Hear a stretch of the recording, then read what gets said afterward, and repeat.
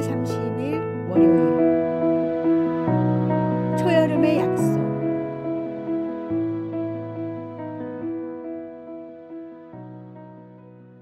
어느덧 6월의 마지막 날입니다. 창가로 들어오는 따스한 햇살과 푸른 잎사귀 사이로 불어오는 초여름의 바람이 한 달의 끝을 알립니다. 여름은 이제 막 시작되었지만 상반기는 오늘로 마무리됩니다. 시간의 흐름은 참으로 신비롭습니다. 느릴 때도 있고 빠를 때도 있지만 결코 멈추지 않습니다. 올해 상반기를 돌아보며 우리는 스스로에게 물어볼 수 있습니다. 나는 지금 어디에 서 있는가? 지난 6개월 동안 내가 품었던 소망과 기도는 어떻게 되었는가? 어떤 분들에게는 기쁨과 감사의 시간이었을 것이고, 또 어떤 분들에게는 아픔과 시련의 시간이었을 수도 있습니다. 그러나 분명한 것은 하나님께서 그 모든 순간에 함께 하셨다는 사실입니다. 초여름의 푸른 잎사귀들이 가을의 열매를 약속하듯 우리의 현재는 미래의 열매를 약속합니다. 씨앗이 흙 속에서 고난을 겪으며 싹을 트이우듯 우리의 삶에 찾아온 어려움도 결국은 더 큰 성장과 열매를 위한 과정임을 믿습니다. 모든 것이 합력하여 선을 이루느니라는 말씀처럼 하나님께서는 우리 삶의 모든 순간을 선하게 인도하십니다. 7월부터 시작되는 하반기를 맞이하며 새로운 마음과 결단으로 나아갑시다. 초여름의 푸르름이 가득한 이 계절, 우리의 영혼도 그렇게 생명력 넘치는 푸르름으로 가득 채워지기를 소망합니다. 오늘의 말씀, 우리가 알거니와 하나님을 사랑하는 자, 곧 그의 뜻대로 부르심을 입은 자들에게는 모든 것이 합력하여 선을 이루느니라. 오늘의 만나, 감사의 제목을 하나씩 찾아보세요. 어려웠던 순간 속에서도 하나님의 손길을 발견할 수 있을 것입니다. 그리고 하반기를 위한 새로운 소망과 기도 제목을 정해 보십시오. 하나님께서 놀라운 열매를 맺게 하실 것입니다.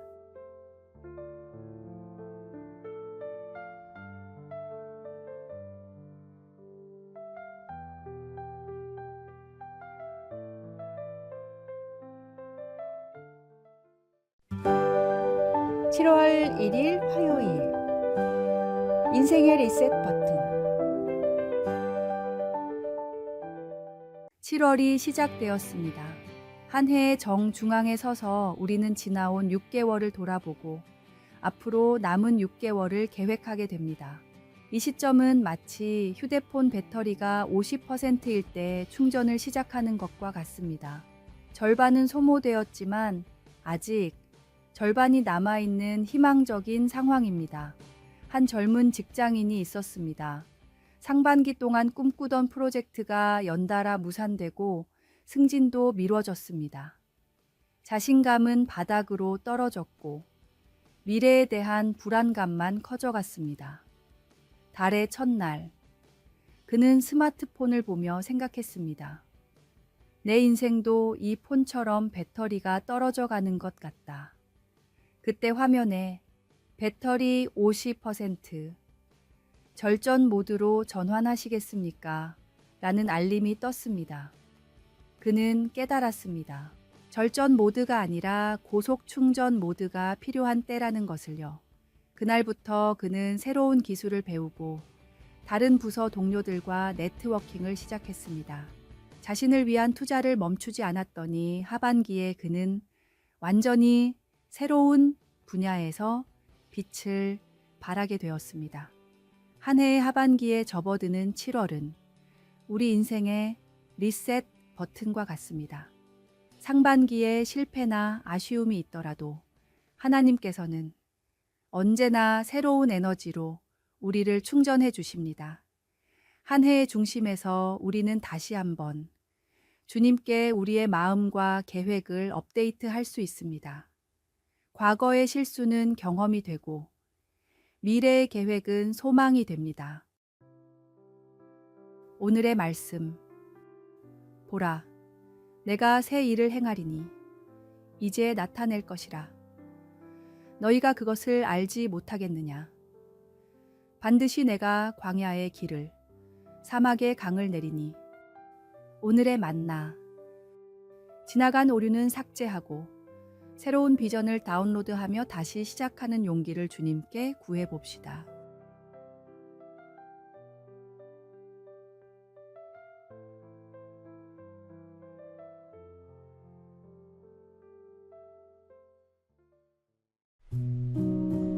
(7월 2일) 수요일. 하나님의 뜻. 베스트셀러 작가이자 문서선교 전략가인 목사님에게 한 성도가 편지를 보냈습니다. 남편이 암 말기 진단을 받았다는 소식이었습니다. 처음에는 이 사실을 어떻게 받아들여야 할지 몰랐습니다. 하나님, 저희는 지금까지 신앙생활을 나름 잘해왔다고 생각했는데요. 왜 이런 일이 우리에게 일어나는지 이해할 수 없었습니다. 부부는 함께 기도하며 묵상하는 가운데 한 가지 결론에 도달했습니다. 하나님은 우리가 이 일을 받아들이기를 원하신다. 하나님은 우리 삶에 언제나 최선의 일을 행하고 계신다. 놀랍게도 이 사실이 믿어지는 은혜가 임했습니다. 두려움과 절망 대신 평안과 소망이 마음을 채웠습니다. 남편 빌은 수술실로 들어가기 직전에 아내에게 말했습니다. 여보, 결과가 어떻게 나오든지 그것이 하나님의 합당한 뜻이라는 사실을 기억해요. 그의 눈에는 두려움이 아닌 확신이 가득했습니다. 우리 삶의 주권은 누구에게 있습니까? 정말로 하나님이 내 삶에 행하시는 모든 일들을 아멘으로 화답하며 받아들일 준비가 되어 있습니까? 우리가 바라는 삶과 기준에 하나님을 끌어다 맞추지 말고 하나님의 크신 계획 가운데 오직 순종함으로 그 가운데 주시는 은혜를 누리십시오. 때로는 이해할 수 없는 일들이 일어나지만 그 모든 것이 하나님의 선하신 뜻 안에서 이루어진다는 믿음이 우리를 평안하게 합니다.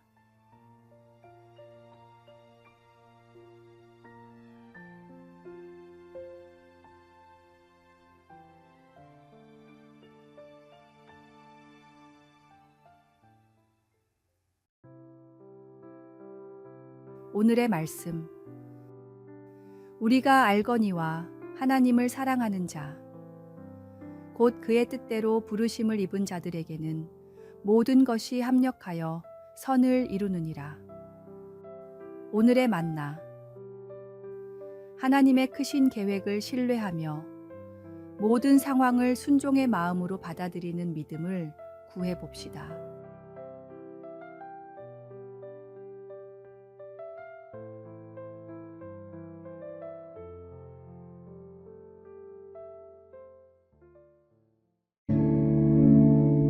(7월 3일) 목요일. 언제나 찬양하라.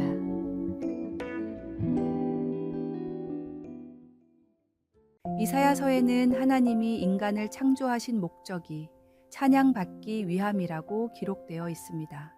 찬양의 사전적인 뜻은 어떤 대상을 높이거나 행한 일을 기리는 것입니다.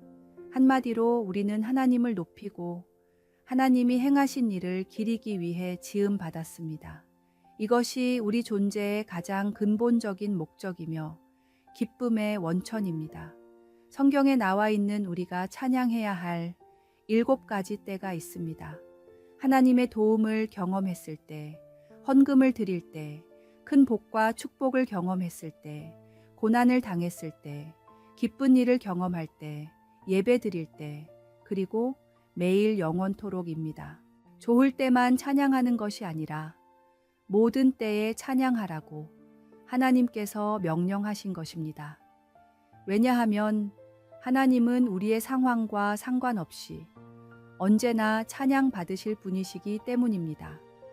우리는 모든 상황 가운데 주님을 찬양해야 합니다. 옥에 갇힌 바울과 실라가 주님을 찬양할 때 옥문이 열리는 기적이 일어났듯이 우리가 어떤 상황이든지 주님을 찬양할 때 기적이 일어납니다. 주님은 우리가 기쁠 때나 슬플 때나 감정과 환경에 상관없이 영원히 찬양받으실 존귀하신 분입니다. 찬양은 단순한 노래가 아니라 하나님께 대한 우리의 고백이며 믿음의 표현입니다.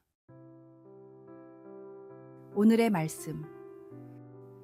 이 백성은 내가 나를 위하여 지었나니 나를 찬송하게 하려 함이니라.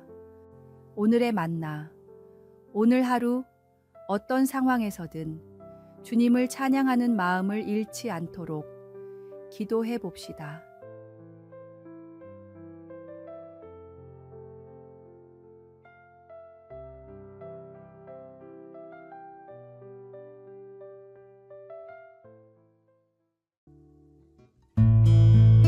(7월 4일) 금요일 문이 없는 베트카. 영화 배트맨은 20년 만에 새롭게 등장하는 히어로 영화였습니다. 감독부터 배우까지 최고의 캐스팅이었고 만화에서나 볼 수 있던 주인공의 비밀병기 베트카까지 실제 주행할 수 있도록 정밀하게 제작되었습니다. 영화 역사상 거의 처음으로 시도되는 일이었기 때문에 제작진들은 완벽한 결과물을 만들어내기 위해 온 힘을 다했습니다. 제작진은 차를 완성하자마자 팀 버튼 감독에게 차를 보여주며 한껏 자랑했습니다. 제작진이 만든 베트카는 만화에서 보던 것과 똑같이 정교했습니다.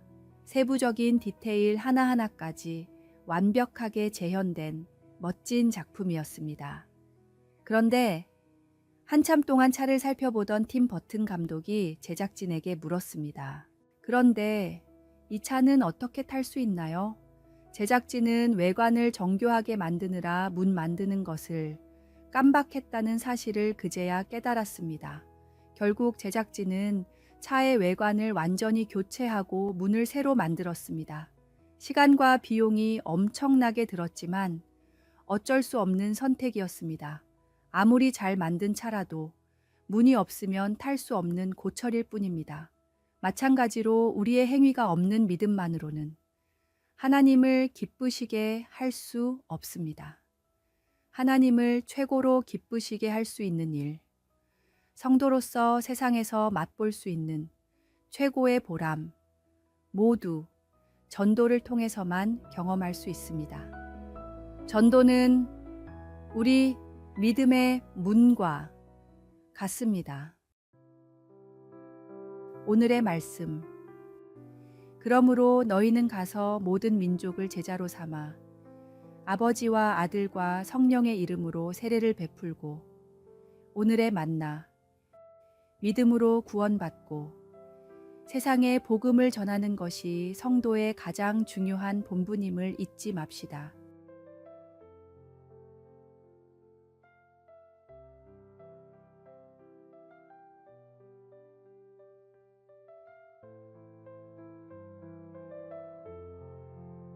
아래의 빨간색 글자 구독을 누르시어 더 많은 전도의 열매를 맺으시기를 기도합니다.